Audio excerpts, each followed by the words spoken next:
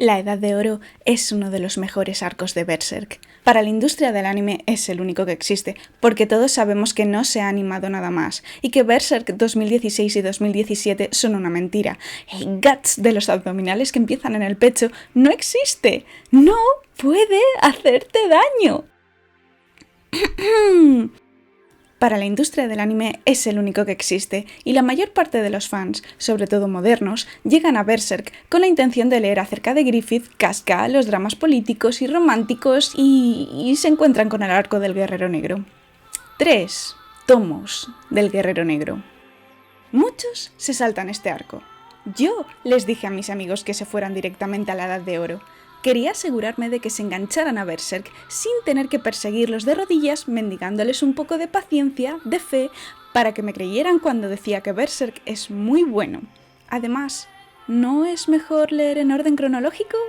El problema es que Miura mejoró mucho en la Edad de Oro, tanto que terminarla y empezar el Guerrero Negro no es satisfactorio, pero aunque parezca lo contrario, vengo a defender el arco del Guerrero Negro. Sí, es flojo en comparación con la Edad de Oro. El arte todavía es inmaduro, la trama tiene un ritmo que hace llorar, los personajes comienzan casi siendo clichés andantes y, por tanto, no nos termina de importar la historia que hay detrás. Miura decidió cortar en seco con la trama e iniciar el monumental flashback que es la Edad de Oro porque no podía continuar Berserk sin comprender del todo a Guts. No tengo pruebas, pero tampoco dudas. La Edad de Oro nos proveerá de un inmediato lazo con Guts, porque lo acompañamos desde que nace, logrando en una página lo que al Guerrero Negro le cuesta cientos. Aún así, creo que el Guerrero Negro es una buena forma de empezar Berserk. Por supuesto, se disfruta mucho más cuando conoces el contexto y puedes entender todo lo que está pasando. ¿El feto? ¿El estigma? ¿El Vegeli? ¿Fento? Pero si vas sabiendo lo que ha ocurrido en la Edad de Oro, el regusto que deja es muy poco agradecido porque estamos ante una regresión del arte y de la habilidad de Miura. Sin embargo, leerlo en orden de publicación supone que la historia no hará más que crecer y mejorar. Leer el Guerrero Negro y luego la Edad de Oro es una verdadera recompensa. Hacerlo a la inversa es un poco un castigo. Y por eso vamos a analizar capítulo a capítulo el Guerrero Negro, porque merece la pena, y es mucho mejor de lo que pueda parecer. Aunque les haya recomendado a mis amigos ir directamente a la Edad de Oro. Sí. Sobre todo porque lo estaba dibujando un chaval de 23 años. 23. Ay, ¿quién pudiera? Estos análisis consistirán en poner en perspectiva todo lo que leemos, y no puede hacerse sin spoilers, así que va a haber spoilers, muchos spoilers, todos los spoilers de todo Berserk. ¿Quedáis advertidos? No digáis que no os lo hemos dicho. Dicho esto, vamos allá.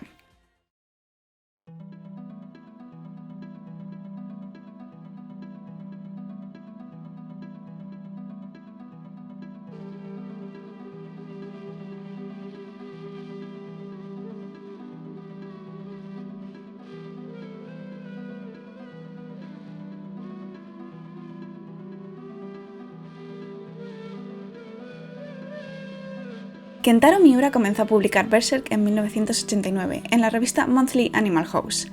Antes había publicado unos cuantos one-shot, entre los cuales destaca el prototipo de Berserk. En este podemos ver unas cuantas ideas básicas de la trama general, con una historia oscura y un protagonista que buscaba venganza.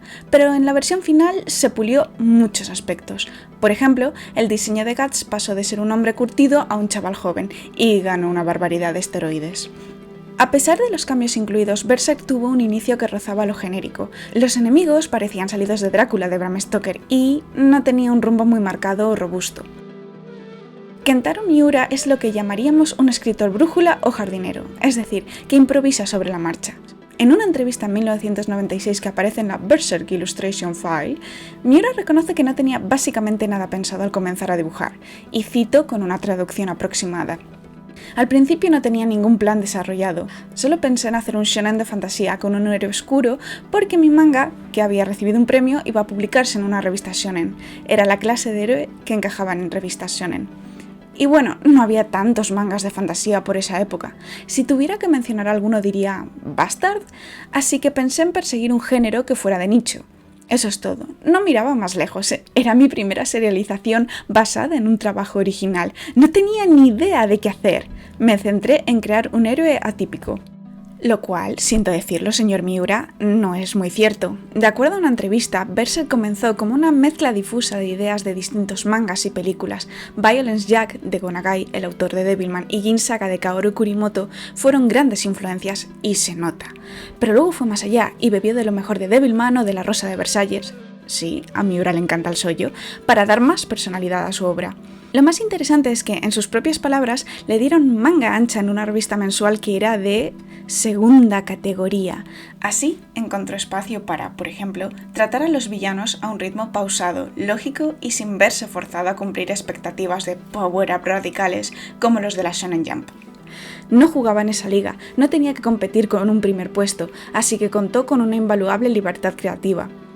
Es por esto que Guts tarda tanto en encontrar una armadura que le permita enfrentarse a ciertos enemigos y porque al final del tercer arco todavía no tenemos a monstruos del nivel de Dragon Ball a los que Guts, como humano que es, no podría vencer. Aún así, Guts cuenta con ciertos elementos exagerados, como la afamada matadragones, que, de acuerdo a Miura, surgió por una serie de influencias, y cito, de nuevo con una traducción aproximada. La espada viene del manga de Shinji Wada, Pygmalion. Para. ¿Es Slan? ¿Eres tú? Vaya, las inspiraciones. También creo que en el spin-off de Gin Saga de Snow Queen había una ilustración de un gigante de 2 o 3 metros que enarbolaba una espada. La de Guts es una mezcla de ambas. Tiene el tamaño justo para que se pueda transportar más o menos, pero da a la vez esa sensación de lucha a corta distancia que caracterizaría un manga violento de hombres. Sin embargo, no pude aclararme por un tiempo, y el diseño de Guts cambió bastantes veces. Pelo largo, llevar una katana, etc. Después de agonizar por el tema, logré diseñarlo tal y como es ahora, y sentí que había dado en el clavo. Todo lo que tenía que hacer era capturar el giro de la espada y el placer de dar ese golpe. Y sabemos que lo de la espada lo consiguió, así que enhorabuena. Volviendo a la historia... Para perfeccionar, primero hay que crear, así que los capítulos iniciales de Berserk son claras exploraciones a base de pinceladas y pruebas para decidir qué es lo que funciona. Y nos habíamos quedado con que quería algo oscuro. Madre mía, que sí lo es. El comienzo de Berserk grita Grimdark a raudales, tanto que te hace llorar los ojos. Parece que todas las malas copias de Berserk se hayan quedado en esta primera impresión de gore gratuito, violencia bombástica y un protagonista que se presenta como un macho alfa. Por eso es tan divertido leer Berserk con la perspectiva de los años. Ya la primerísima imagen nos deja claro que Miura es un escritor jardinero. El Guts canónico posterior a la Edad de Oro no buscaría jamás contacto sexual, porque es una víctima de violación. Así que el que la primera escena sea acostándose con el apóstol que acabó con Corcus es... Claro, sí, muy coherente, por supuesto. Por cierto, en la traducción al castellano se refieren al apóstol como un él. Supongo que si recontextualizáramos esta escena, podríamos meter con calzador la idea de que Guts está ejecutando una venganza kármica, porque ya sabemos cómo murió Corcus, pero no. Un joven Kentaro Miura de 23 años se sentó a planear su historia y se dijo: quiero hacer algo impactante.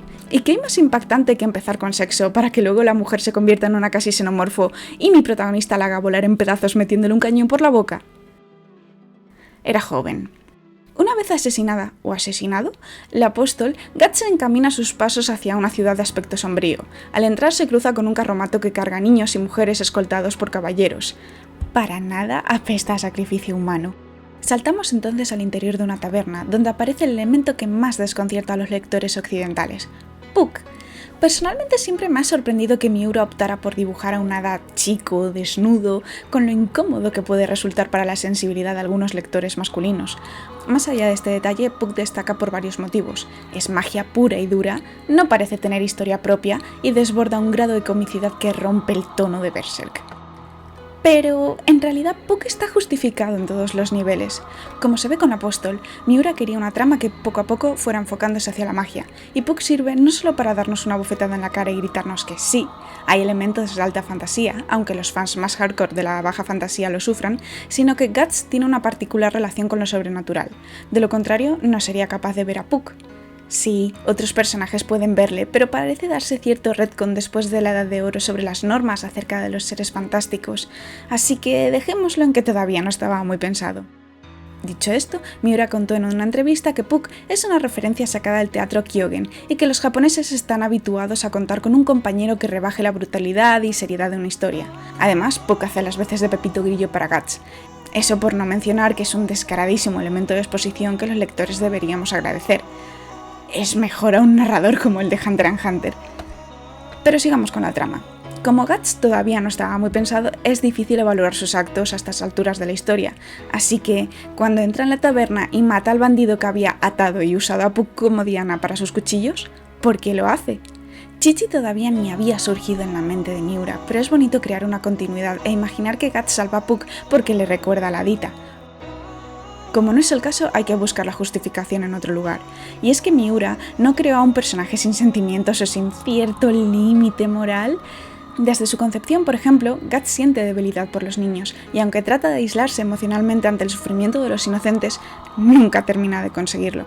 No es casual que su primera acción sea, pues, salvar a un hada. Eso sí, contra los hombres armados no tiene ningún remilgo, y mucho menos si trabajan para apóstoles. Toda la escena se asegura de aclarar que Guts no es un don nadie que quiera meterse con gente aleatoria, tiene un nombre que quiere que sus enemigos conozcan, quiere que sepan que va por ellos. En realidad, como el apóstol está fuera de su alcance, Guts está intentando que éste salga a cazarle, y sabe bien qué es lo que pasa si matas a subordinados, que los superiores vienen a por ti. Es básicamente lo que le ocurrió en su primer encontronazo con la banda del halcón, solo que aquí no hay un jovencito de pelo blanco y... ¡Ups! Me he equivocado con un personaje de King Saga. Este es el Griffith correcto. Continuamos. Un jovencito de pelo blanco interesado en ganarse su lealtad. Puck nos cuenta que la ciudad se encuentra bajo el yugo de un varón horrendo, uno con el que el preboste ha hecho un pacto para mantener a los ciudadanos a salvo. A cambio, entrega lo que para nada son sacrificios humanos. Y, por supuesto, el preboste se mosquea mucho cuando encuentra que hay alguien asesinando a los soldados del hombre que tanto interés tiene en mantener tranquilo y alejado de la ciudad.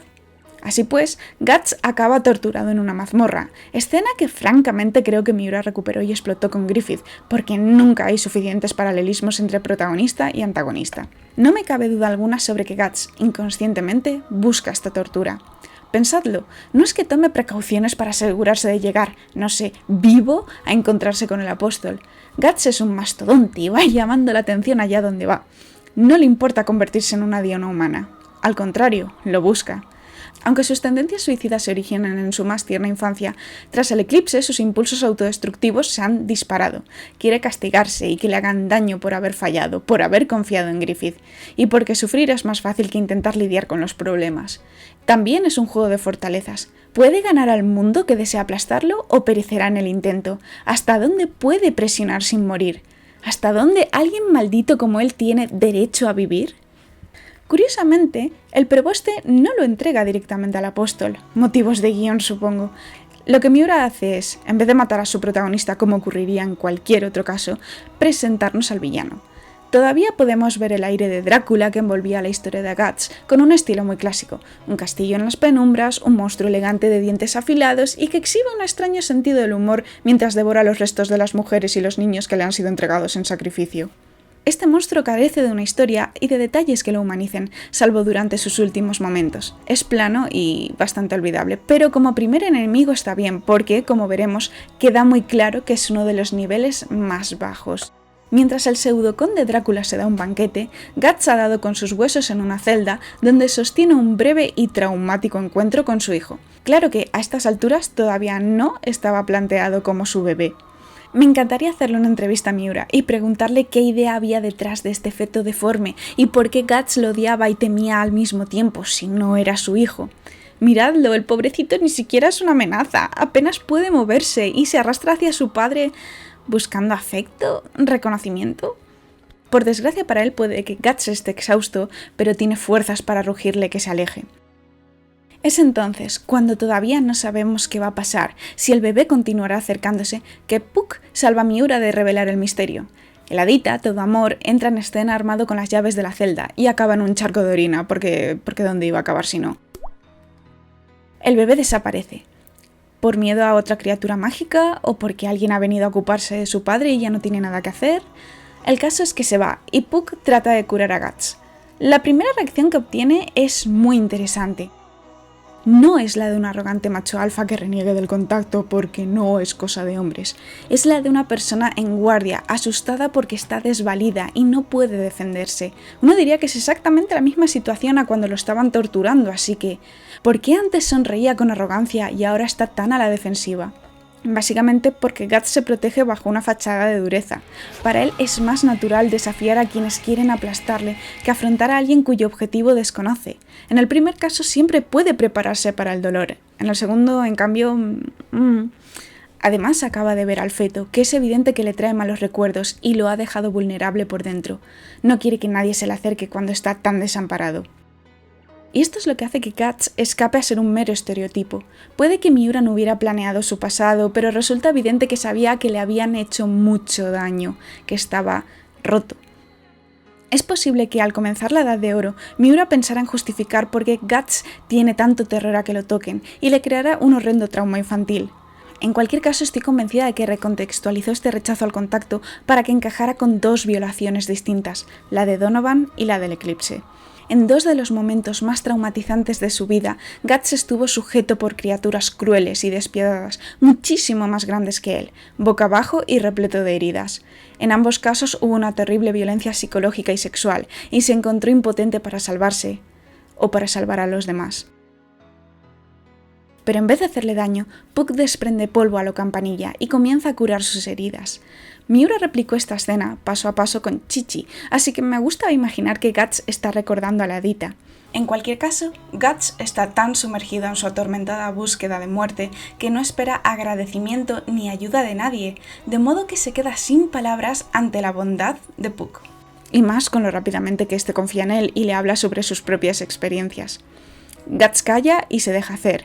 Puede que haya sentido empatía, no son tan diferentes y los dos han sido incapaces de salvar a gente que les importaba, o puede simplemente que el hada lo haya desarmado con su amabilidad. Eso sí, se siente lo suficientemente seguro como para presentarse con su nombre, y Puck no duda en aprovechar esta apertura. Como no deja de ser nuestro representante porque es quien tiene reacciones más similares a las nuestras, se lanza a hacer preguntas. ¿Qué es esa marca o estigma? ¿Quién te la puso? ¿Cuál es tu historia? La respuesta es... inquietante. Guts ha hecho el equivalente a ponerse una capa roja en medio de un campo de nieve y lanzar fuegos artificiales para atraer la atención. El problema, que, como bien dice Puck, con estos actos está condenando a la ciudad. Una ciudad que agacha la cabeza y sacrifica a gente inocente para mantener cierta estabilidad. Pero Guts, como buen protagonista de un pseudo grimdark, no se intenta justificar. Es más, admite que la morralla de la ciudad le da completamente igual, cosa que sabemos que no es cierta. Solo intenta convencerse de ello. Escuchad cómo masculla en voz alta. Si uno no es capaz de hacer lo que le plazca con su propia vida, está mejor muerto. ¿Oís eso? Sí, soy yo, llorando. Es tan doloroso ver cómo la doctrina de Griffith, que tanto mal hizo a Guts en su momento, ha calado tan lejos. Pero Guts no es un simple cínico. La habilidad mágica de Puck nos permite percibir que, bajo su fachada de hombre cruel y distante, hay una tormenta de ira, tristeza, miedo. Todos estos sentimientos brotan del pozo de amargura y destrozo que es nuestro protagonista, hablando de un humano, no de un estereotipo. Guts, eso sí, sigue interpretando su papel, y así rompe a reír cuando Puck le pregunta que por qué le salvó. ¡Claro que no le ha salvado! ¿Qué va? Fue pura casualidad. Puck carga contra su mandíbula y Guts recibe de esta forma lo que sin duda es un golpe bien merecido. Y por si no nos queda lo suficientemente claro que a Guts le importa lo que digan y hagan los demás, intenta impedir que Puck se marche cuando lo ve llorar. Luego, a solas, se queda mirando las llaves que le ha traído. ¿Y qué pasa entonces? Que se mira las heridas que Puck acaba de sanar y empieza a autolesionarse con sus propias uñas, desgarrándose el brazo. No dejo de recordar la escena de Griffith lavándose en el río, porque considera que su prostitución lo ha mancillado por dentro y que no ha servido para nada, porque muchísima gente ha muerto. Y también recuerdo a Griffith abrazándose a sí mismo después de haber mantenido sexo con Charlotte, mientras piensa en Guts y se castiga porque ha perdido el control. Griffith reprime sus emociones hasta que se vuelven contra él. Guts se deja poseer por ellas, pero termina por abrir el suficiente espacio para que alguien lo ayude a ser mejor persona. Sin embargo, ambos se siguen autolesionando mientras persiguen un camino que siembran de cadáveres, uno para alcanzar su sueño, el otro para obtener venganza. Pero antes de que podamos profundizar en Guts, el apóstol llega y así aprendemos el terrible funcionamiento del estigma. Sangra y duele cuando un cazador, un apóstol, anda cerca. De modo que Guts entra en modo máquina sádica de matar, también conocida como modo guerrero negro. En la siguiente escena, tenemos a nuestro primer bebé muerto y clavado en una pica. ¡Yay! Las tropas del varón cargan contra la ciudad porque pueden, y Guts se esconde entre unos cadáveres para poder acercarse y pillarlas desprevenidas. Y bueno, hay batalla. Por si no lo sabíais, Miura tiene un fetiche con los ojos y al final de cada capítulo pienso hacer un recuento de cuántos ha hecho saltar por los aires. Al final, el apóstol se transforma y plantea la idea que perseguirá a Guts durante toda la historia. Solo eres un humano, no puedes con nosotros, los apóstoles. Y a pesar de ello, Guts siempre ha intentado quebrar el destino. La pregunta es, ¿lo conseguirá? Porque una cosa es pillar a un apóstol desprevenido durante una escena de sexo y otra pelear contra uno perfectamente transformado y alerta. Miura siempre se ha molestado en representar a Guts como el humano que es. Uno monstruosamente fuerte, sí, pero que acaba hecho papilla después de derrotar a los apóstoles. De lo contrario, no supondrían un desafío, y más importante aún, no podríamos ver que Guts es tan autodestructivo, que siempre se levanta para vencer sin la intención de vivir. Se deja guiar por el odio ciego, por la misión de destruir hasta que su vida se extinga. No piensa en nada más allá de matar, y dudo muchísimo que crea que puede sobrevivir a los apóstoles, y más aún que tenga algún plan sobre lo que pasaría si así ocurriera. La intención de Guts, por nebulosa que sea en su cabeza, es morir vengando a sus amigos. Pero le gusta hacerse de rogar. Visto que no es lo suficientemente rápido para esquivar la cola de serpiente del apóstol, que las flechas no funcionan y no tiene tiempo para atacar con la espada, se deja atrapar. Cuando el apóstol va a devorarlo, lo sorprende igual que hizo con la primera apóstol y se asegura de causar el mayor daño posible al encontrarse a la mínima distancia de su víctima. Solo entonces se permite emplear la matadragones. Aunque está hecho un desastre, el rabioso y violento júbilo de haber vencido a otro apóstol saca lo peor de Guts y comienza a torturarle, clavándole flecha tras flecha, disfrutando al saber que no puede morir por algo tan débil, pero que no deja de doler. Vas a sufrir en tus carnes lo que se sienta al ser un endeble humano. Sentirás cómo desgarro tu carne, cómo te clavo mis proyectiles. Madre mía, el Grimdark. El problema no es si el apóstol merece o no lo que le están haciendo, claro que sí, sino que Guts se pierde a sí mismo. Si los apóstoles sienten que pueden matar y torturar seres humanos, es porque tienen el poder de hacerlo. Guts hace exactamente lo mismo, ignorando los alaridos del apóstol, que le ruega que se detenga. ¿Qué diferencia hay entre él y los torturadores de las mazmorras, por ejemplo? Desde luego, no lo está haciendo por justicia, sino porque puede, porque quiere dejar de sentirse vulnerable, porque quiere estar en la posición que tuvieron los apóstoles cuando lo destrozaron a él. Y no hay que perder de vista que durante toda esta batalla, Guts ha estado sufriendo por la cercanía del apóstol.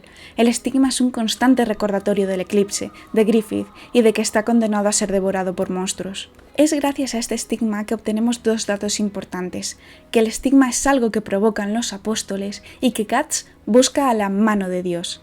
No se nos dice qué es este grupo, pero creo que el título es muy revelador. El caso es que los apóstoles son tan poca cosa que no conocen la localización de esta mano. Es un buen trabajo para apuntar la dirección de la historia, marcando un objetivo claro y que despierta también la curiosidad de los lectores por averiguar qué le ocurrió a Guts para acabar así. Una vez confirma que el apóstol no le sirve para nada, Guts se aleja, ignorando sus gritos, y le vemos morir lentamente entre las llamas mientras suplica clemencia. Sin duda, si no lo había decidido a estas alturas, al menos estoy convencida de que Miura ya jugaba con la idea de que los apóstoles son humanos, que, en un momento de extrema ansiedad y tensión, eligieron convertirse para salvaguardar su propia existencia. De modo que ver sollozando a este hombre serpiente que no quiere morir tiene un trasfondo más profundo del que pueda parecer a primera vista. Estamos ante un ser humano que sacrificó lo mejor de sí mismo para prolongar su vida y empleó esta para hacer daño a los demás. Hay cierta tragedia en ver cómo este miserable acabó conociendo un terrible destino a pesar de todos los sacrificios. Claro que se merece lo que le pasa, no voy a ser yo quien diga lo contrario.